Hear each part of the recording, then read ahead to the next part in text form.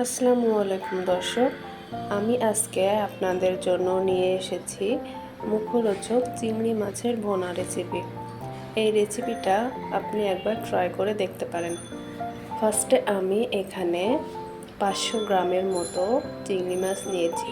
চিংড়ি মাছগুলো আমি কেটে নিয়েছি। এগুলো একটু বড় পিসের চিংড়ি ছিল, মেবি বাগদা চিংড়ি। এখানে আমি মাছটা ভেজে নেওয়ার জন্য হলুদের গুঁড়ো, মরিচের গুঁড়ো আর একটু লবণ দিয়ে নিলাম। তারপরে আমি এটা একটি প্যানে এক পাশ করে দুই পাশই ভালোভাবে ভেজে নিচ্ছি। আমি খুবই কম ভাজবো, কারণ বেশি ভাজলে এটা শক্ত হয়ে যাবে। তারপর আমি মাছগুলো তুলে নিয়ে সেখানে সামান্য তেল অ্যাড করে পেঁয়াজ কুচিগুলো ভালোভাবে ভেজে নেব। পেঁয়াজ কুচিগুলো যখন লাল লাল হয়ে আসবে, সেখানে আমি আদা রসুন বাটাটা দিয়ে দেব। আদা রসুন বাটা দিয়ে আমি ভালোভাবে নেড়ে চেড়ে এটাও ভেজে নেব। এটা ভাজা হয়ে গেলে পেঁয়াজ বাটা দেব।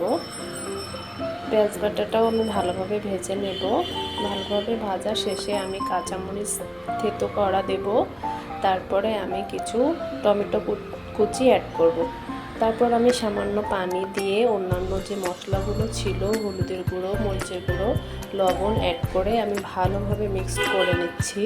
মশলাটা ভালোভাবে কষিয়ে আসার পরে আমি এখানে পানি অ্যাড করেছি।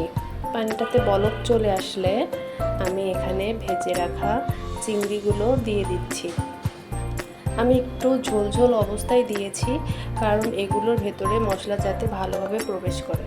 তারপর দেখুন দর্শক, সবগুলো চিংড়ি দিয়ে দেওয়ার পরে আস্তে আস্তে আমি মিডিয়াম আঁচে রেখে আমি চিংড়িটা ভালো করে রান্না করে নিচ্ছি। তার কিছুক্ষণ পরে আমি আবারও দেখছি আস্তে আস্তে পানি কমে আসছে। এভাবে যখন আস্তে করে একদম পানিগুলো সব শুকিয়ে যাবে, তখন আমার চিংড়ি রান্নাটা শেষ হয়ে যাবে। এটা খেতে খুবই সুস্বাদু হয়েছে এবং মজাদার হয়েছে। Thank you for watching.